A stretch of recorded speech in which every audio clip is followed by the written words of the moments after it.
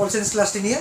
তো pol science ক্লাসের আজকে যে প্রশ্নটাই আজকে আলোচনা করব, খুবই ইম্পর্টেন্ট প্রশ্ন নিয়ে আজকে আলোচনা করব। সেই প্রশ্নটি হচ্ছে আজকে আমাদের ক্ষমতা স্বতন্ত্রীকরণ নীতি। তো ক্ষমতা স্বতন্ত্রীকরণ নীতি এটি হচ্ছে আমাদের theory of separation of power. তো এই প্রশ্নটি আজকে নিয়ে আমরা আলোচনা করব, খুবই ইম্পর্টেন্ট প্রশ্ন। তো তোমরা দেখো কী করে আলোচনা করছি। আজকে ক্ষমতা স্বতন্ত্রীকরণ নীতি নিয়ে আজকে আমরা আলোচনা করব। তো ক্ষমতা স্বতন্ত্রীকরণ নীতি আলোচনা করার আগে যেটি আমাদেরকে সর্বপ্রথমে আলোচনা করতে হবে, যে আমরা এখানে কিন্তু আগে আমরা যেটা পড়েছিলাম যে তিনটি বিভাগ নিয়ে আমরা যে সরকারি যে আইনগুলো চালানো হয়, একটা হচ্ছে কি বলছিলাম আমরা, শাসন বিভাগ, আইন বিভাগ এবং বিচার বিভাগ। তো এই তিনটি বিভাগ নিয়ে আমরা আলোচনা করেছিলাম। তো এখানে ক্ষমতা স্বতন্ত্রীকরণ তার সঙ্গে কি করে রিলেটেড হয়ে আছে, তো ওটাই এখানে কি বলছে যে সরকারের যে তিনটি বিভাগ আছে, কি কি, শাসন বিভাগ, আইন বিভাগ এবং বিচার বিভাগ, এই তিনটি বিভাগ যখন স্বাধীনভাবে একে অপরের যখন ক্ষমতা কি করছে, প্রয়োগগুলো যখন করছে, এই তিনটি বিভাগ যখন ক্ষমতাগুলো যখন আলাদা আলাদাভাবে যখন স্বাধীনভাবে প্রয়োগ করে, তাকেই আমরা ক্ষমতা স্বতন্ত্রীকরণ নীতি বলব। ঠিক আছে। এবং ক্ষমতা স্বতন্ত্রীকরণ নীতি যদি আমরা অর্থ যদি দেখি, তাহলে অর্থ যদি এখানে দেওয়া হয় meaning of separation of power, এই সেপারেশন অফ পাওয়ারে যদি মিনিং যদি দেখা হয়, তাহলে কি হচ্ছে, একদম সোজা আছে, সরকারের কার্যাবলীকে তিনটি রকমভাবে আমরা কার্যাবলী আমরা যদি লক্ষ্য করি, তো তিনটি কার্যাবলী কি কি লক্ষ্য করা যাচ্ছে, তো দেখাচ্ছিস, প্রত্যেকে কিন্তু দেখাচ্ছিস। তো এক হচ্ছে আইন প্রণয়ন সংক্রান্ত কার্যাবলী, বিচার সংক্রান্ত কার্যাবলী, আর আছে শাসন সংক্রান্ত কার্যাবলী। ঠিক আছে। তো এই তিনটি কার্যাবলীগুলো আছে, তিনটি দাগা। এই তিনটি কার্যাবলী কিসের মাধ্যমে হচ্ছে, দেখ লেখা আছে তিন প্রকার কার্য সম্পাদনের দায়িত্ব যথাক্রমে আইন বিভাগ, শাসন বিভাগ এবং বিচার বিভাগের মাধ্যমে হচ্ছে। তো আমাদের দেশে এই যে তিনটি বিভাগ আছে, তিনটি বিভাগের তিন রকমভাবে যে কাজগুলো আছে, তিনটি আলাদা আলাদা দায়িত্বে কিন্তু প্রত্যেককে দেওয়া হয়েছে। তো তিনটি দায়িত্ব কাদের, আইন প্রণয়ন সংক্রান্ত কার্য, বিচার সংক্রান্ত কার্য আর হচ্ছে শাসন সংক্রান্ত কার্য, এগুলো তিনজনের কাছেই দেওয়া হয়েছে। এগুলো সবটি একসঙ্গে বলা হচ্ছে ক্ষমতা স্বতন্ত্রীকরণ নীতি। ঠিক আছে। তো এখানের দিকে নিচের দিকে যদি দেখি আমরা, ক্ষমতা স্বতন্ত্রীকরণ নীতি তিন প্রকার করা যেতে পারে, এটা খুব ইম্পর্টেন্ট, এই জায়গাটা দেখাতে হবে। তো তিন প্রকার করা যেতে পারে। তো কি কি, এক হচ্ছে যেখানে বলবো সেখানে, এক হচ্ছে সরকার এক বিভাগ অন্য বিভাগে ওই জায়গাটা কাজ করবে না, দারুণ কথা বলেছে, হচ্ছে প্রত্যেকটি বিভাগে আলাদা আলাদা কাজগুলো দেওয়া হয়েছে। তো এক বিভাগ অন্য বিভাগে কোনো কিছু কাজ করবে না, তার জন্য আলাদা কাজ করে দেওয়া হয়েছে। আরেকটি দেওয়া হয়েছে কি, যে এক বিভাগ অন্য বিভাগকে নিয়ন্ত্রণ করবে না, দারুণ কথা, যে বিভাগের যেটি কাজ তারা সেই বিভাগে ওরা ওই কাজটা সম্পূর্ণ করবে। আরেকটা দেওয়া হয়েছে যে একই ব্যক্তি একাধিক বিভাগের সঙ্গে কোনোভাবেই যুক্ত থাকবে না। তো মেন কথা দেখালি ওখানে, যে মেন এখানে কথা হচ্ছে যে এক বিভাগ অন্য বিভাগে কাজ করবে না। আরেকটা হচ্ছে কি, যে অন্য বিভাগকে নিয়ন্ত্রণ করবে না, একা একাই একটা বিভাগের কাজ করবে। আরেকটা হচ্ছে যে কোনো ব্যক্তি একাধিক বিভাগের সঙ্গে যুক্ত থাকতে পারবে না। ঠিক আছে। তো এগুলো হচ্ছে আমরা কি দেখলাম, meaning of separation of power, মানে ক্ষমতা স্বতন্ত্রীকরণের অর্থ।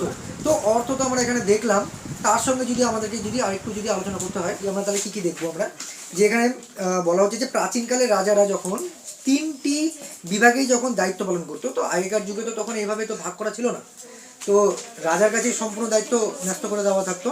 তো রাজাই কিন্তু এই তিনটি দায়িত্বই কিন্তু তারা পালন করতো। তার ফলে কি হতো, অনেক সময় বিচারের নামে প্রহসন হতো। তো একজনের হাতেই যদি তিনটি দায়িত্ব দিয়ে দেওয়া হয়, তখন কিন্তু ঠিকমতো সম্পূর্ণ কাজ কিন্তু সম্পূর্ণ হতো না বা হতে পারে না। তো তখন কিন্তু রাজা কি হতো, প্রহসন হয়ে পড়তো। এবং এই সার্বভৌম কর্তৃত্বের বিরুদ্ধে অষ্টাদশ শতাব্দীতে ক্ষমতার বিভাজন নীতি পরিচালিত হতে থাকে আস্তে আস্তে। এইভাবে ক্ষমতার বিভাজন হতে থাকে, আস্তে আস্তে ভাগ করে দেওয়া হয়। তারপরে কিন্তু আস্তে আস্তে এই ক্ষমতা স্বতন্ত্রীকরণ নীতিটি বা এই তিনটি বিভাগ কিন্তু আলাদা আলাদা ভাগ করে দিয়ে আলোচনা করা হতে থাকে। সেখান থেকে কিন্তু আমাদের এই ক্ষমতা স্বতন্ত্রীকরণ নীতিটি চলে আসছে। এরপর যদি আমরা দেখি যে মন্তেস্কু এই ক্ষমতা স্বতন্ত্রীকরণ নীতি সম্পর্কে কি বলেছে, এটা দেখাতে হবে। তো মন্তেস্কু এখানে কি বলছে, যে ফরাসি দার্শনিক মন্তেস্কু তার যে গ্রন্থটি লিখেছিল the spirit of the laws, সেখানে এই স্পিরিট অফ দি লস 1748 সালে তিনি কি বলেছিল যে ক্ষমতা স্বাধীনকরণ সম্পর্কে, যে তিনি বলেছিলেন যে তার মতে যখন আইন বিভাগ ও শাসন বিভাগীয় ক্ষমতা একজন ব্যক্তি বা কর্তৃপক্ষের হাতে ন্যস্ত থাকে তখন ব্যক্তির স্বাধীনতা থাকতে পারে না। দারুণ কথা।